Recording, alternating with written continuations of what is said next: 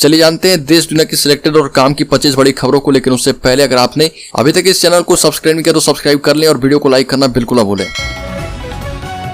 पाकिस्तान और चीन बॉर्डर पर भारत ने बढ़ाई सुरक्षा, टैंकों की आवाजाही के लिए बनाया रैंप।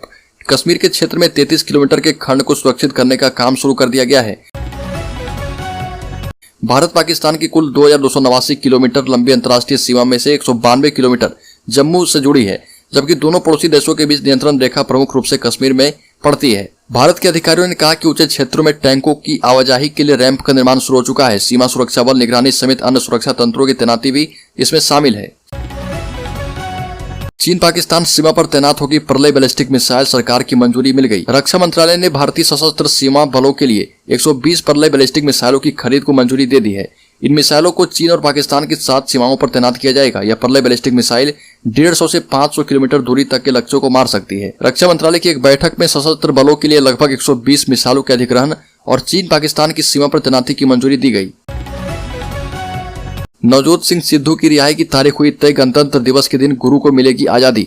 पंजाब कांग्रेस में हलचल तेज। पंजाब में कांग्रेसी नेता नवजोत सिंह सिद्धू की रिहाई का समय 26 जनवरी शाम 7 बजे तय हो गया है। उनकी रिहाई की एक महीने पहले ही पंजाब कांग्रेस में हलचल पैदा हो गई थी। इसकी एक बड़ी वजह पूर्व मुख्यमंत्री चरणजीत सिंह चन्नी की पंजाब वापसी भी है। समर्थक इस दौरान नवजोत सिंह सिद्धू पर विशेष कार्यक्रम आयोजित करने की तैयारी में भी है। तिहाड़ जेल में बंद सत्येंद्र जैन की सुविधाओं में की गई कटौती। मनी लॉन्ड्रिंग केस में तिहाड़ जेल में बंद दिल्ली के मंत्री सत्येंद्र जैन की सुविधाएं घटा दी गई। सत्येंद्र जैन की सेल से कुर्सी, टेबल और दरी भी हटा दी गई। अब उनकी सेल में सिर्फ टीवी है। यह सजा उन्हें कुल 15 दिनों के लिए मिली है। इस दौरान वह किसी से भी मिल नहीं पाएंगे। देश में कोरोना का खतरा। आगरा में चीन से लौटा कारोबारी कोरोना पॉजिटिव मिला। यूपी के आगरा में चीन से लौटा एक व्यक्ति कोरोना पॉजिटिव पाया गया। मरीज को जीनोम सीक्वेंसिंग की सैंपल की जांच के लिए भेजा गया है। स्वास्थ्य विभाग की टीम कारोबारी के घर पहुंच गई है। उसके संपर्क में आने वाले लोगों को ट्रेस किया जा रहा। आगरा के सागन क्षेत्र का रहने वाला युवक पेशे से कारोबारी है। रूसी राष्ट्रपति ने कहा कि यूक्रेन पर बातचीत करने के लिए तैयार है। 2023 में दुनिया में शांति होगी। रूसी राष्ट्रपति व्लादिमीर पुतिन ने कहा कि रूस यूक्रेन में युद्ध में शामिल सभी पक्षों के साथ बातचीत करने के लिए तैयार हैं। हालांकि इसके साथ ही उन्होंने यह भी कहा कि कीव और उसके पश्चिमी समर्थकों ने वार्ता में भाग लेने से इनकार कर दिया है, लेकिन हम ये वादा करते हैं कि 2023 में दुनिया में शांति होगी। डेमोक्रेटिक आजाद पार्टी के अध्यक्ष गुलाम नबी आजाद ने कहा कि कश्मीर में स्थिति में सुधार होने तक कश्मीरी पंडित कर्मचारियों को जम्मू स्थानांतरित कर दिया जाना चाहिए। आजाद ने कहा कि दुर्भाग्य से कुछ घटनाएं हो गई है, जीवन प्राथमिकता है और इसलिए मेरी राय है कि कश्मीरी पंडित कर्मचारियों को जम्मू में सुरक्षित स्थानों पर स्थानांतरित कर दिया जाए। यूपी निकाय चुनाव में सभी सीटों पर लड़ेगी आम आदमी पार्टी। संजय सिंह ने किया बड़ा ऐलान। आम आदमी पार्टी यानी आप उत्तर प्रदेश निकाय चुनाव में सभी सीटों पर लड़ेगी। अभी यूपी में निकाय चुनाव की घोषणा नहीं हुई है, लेकिन हाईकोर्ट में निकाय चुनाव से संबंधित सभी 93 याचिकाओं पर सुनवाई जारी है। केंद्र सरकार बढ़ा सकती है सुप्रीम कोर्ट और हाई कोर्ट के जजों की रिटायरमेंट उम्र। न्याय विभाग ने एक संसदीय पैनल से कहा कि सुप्रीम कोर्ट, हाई कोर्ट के जजों की रिटायरमेंट की उम्र बढ़ाने की वजह से बेहतर काम नहीं करने वाले जजों की सेवा के वर्षों का विस्तार हो सकता है। ये भी बताया कि सरकारी कर्मचारियों के भी इसी तरह की मांग उठाने से इसका व्यापक असर हो सकता है। अखिलेश यादव, मायावती और जयंत चौधरी भारत जोड़ो यात्रा में होंगे शामिल।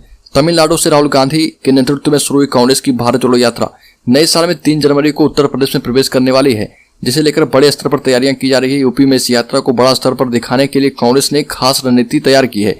यूपी में कांग्रेस अपनी भारत जोड़ो यात्रा में सपा अध्यक्ष अखिलेश यादव को भी शामिल करेगी। साथ ही साथ मायावती भी शामिल हो सकती है। द कश्मीर फाइल्स फिल्म बनाने वाले निर्देशक विवेक अग्निहोत्री ने अपने ट्विटर पर एक वीडियो शेयर किया, जिसमें वह पाई कैटेगरी की सुरक्षा कवर में घूमते दिख रहे। ट्विटर पर वीडियो शेयर करते हुए लिखा कि कश्मीर में हिंदुओं के नरसंहार को दिखाने की कीमत चुकानी पड़ती है। एक हिंदू बहुसंख्यक देश में अभिव्यक्ति की आजादी कहाँ है। नेपाल के नए प्रधानमंत्री बने पुष्प कमल दहल प्रचंड। राष्ट्रपति ने किया नियुक्त। राष्ट्रपति विद्यादेवी भंडारी ने सीपीएन माओवादी सेंटर के अध्यक्ष पुष्प कमल दहल प्रचंड को नेपाल के नए प्रधानमंत्री के रूप में नियुक्त किया है। दहल को ओली के नेतृत्व वाले सीपीएन यूएमएल ने समर्थन दिया है। भारत के बढ़ते कद को देख चीन के बदले सुर। बांगी बोले 7 काम करने को तैयार। वैश्विक मंच पर भारत के बढ़ते कद को देखकर चीन के भी सुर बदलने लगे। इसका अंदाजा चीनी विदेश मंत्री बांग ई के बयान से होता है। चीन के विदेश मंत्रालय की वेबसाइट के मुताबिक चीन संबंध के स्थिर मजबूत विकास के माध्यम से भारत के साथ काम करने के लिए तैयार है। चीन के विदेश मंत्री ने कहा कि चीन भारत ने राजनयिक सैन्य से सैन्य चैनलों के माध्यम से बातचीत बनाए रखी है और आगे भी बनाए रखेंगे। असम में एनसीआर के डेटा से छेड़छाड़ का है खतरा। सॉफ्टवेयर पर सवाल, सीएजी की रिपोर्ट में किया गया दावा। भारत के नियंत्रक एवं महालेखाकार परीक्षक सीएजी ने असम की राष्ट्रीय नागरिकता पंजी एनआरसी में डेटा से छेड़छाड़ करने के खतरे को लेकर आगाह किया। सीएजी ने नागरिकता दस्तावेज को अपडेट करने की प्रक्रिया के दौरान डेटा कलेक्शन और इसमें सुधार करने से संबंधित सॉफ्टवेयर उपयुक्त रूप से विकसित नहीं कर पाने के कारण आशंका जताई। 50 लाख का सोना छीनने वाले 2 पुलिसकर्मी गिरफ्तार। दिल्ली के इंदिरा गांधी अंतर्राष्ट्रीय एयरपोर्ट से 2 हेड कांस्टेबल को गिरफ्तार किया गया। इन पर दुबई और मस्कट से आए अलग अलग पैसेंजर्स से जहाज के नाम पर 50 लाख रुपए का सोना छीनने का आरोप है। 2 पैसेंजर्स ने बताया कि पुलिसकर्मी उन्हें जहाज के नाम पर जंगल में ले गए और वहां उनसे सोना छीन लिया और मारपीट भी की गई। शिकायत के बाद पुलिस ने दोनों आरोपियों को गिरफ्तार कर लिया है और उन्हें जेल भेज दिया गया है।